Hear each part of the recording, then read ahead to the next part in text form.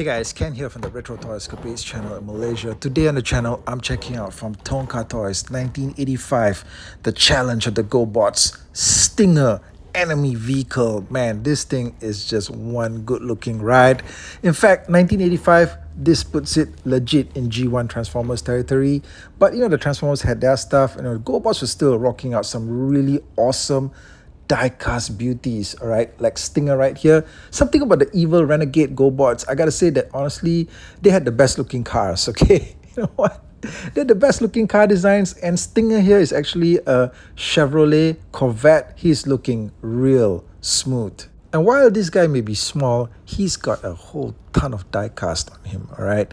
And you feel it instantly when you pick him up, okay? You just feel the heft on this vehicle is just absolutely stunning. Some of the later GOBOTS, I think, mixed in a lot more plastic parts. There's still a die cast, but there's a lot more plastic on them. But this one has got a ton of die cast to him, all right? He's heavy, he's mean. Man, he's a masterpiece of a machine, okay? And to transform him, so what you got to do is that you see these splits here in the front of the hood there. You just pull them apart. Okay, pull it down. Make sure they're pulled apart. Get him standing up. And the rear section where the wheels are, just work them out slowly. All right, work them out slowly on both sides. These will in fact form his arms. All right, a pretty standard move for a GOBOT. But this particular GOBOT actually has a lot more transformation steps to him. And the trunk section, just flip it backwards. All right. Turn the robot around, you'll actually see that his head has now been revealed, okay?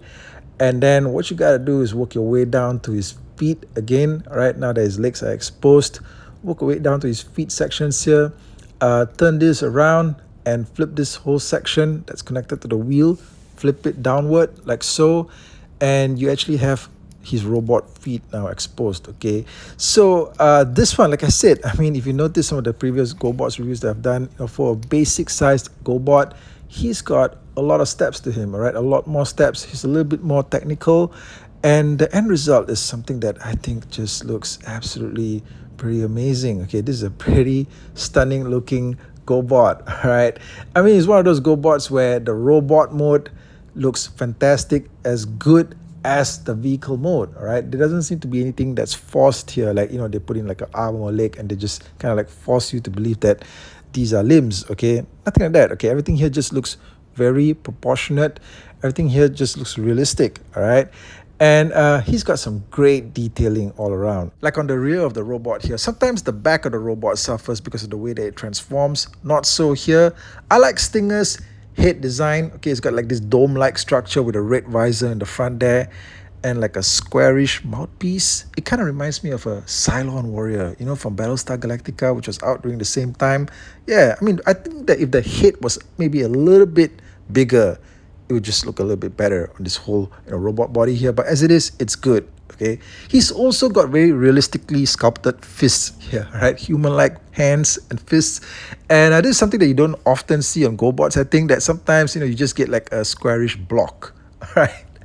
As with some of them. But for Stinger here, they actually put in the effort to include a little bit more detail, and that's much appreciated. This thing was out on shelves in 1985. I suppose that I don't think that the distribution was that great by this point. I don't think it was ever really that great for the GOBOTS. I don't recall actually seeing GOBOTS on the shelves here in Malaysia, come to think of it, right? But I knew there was a cartoon. The thing is that the cartoon never really took off.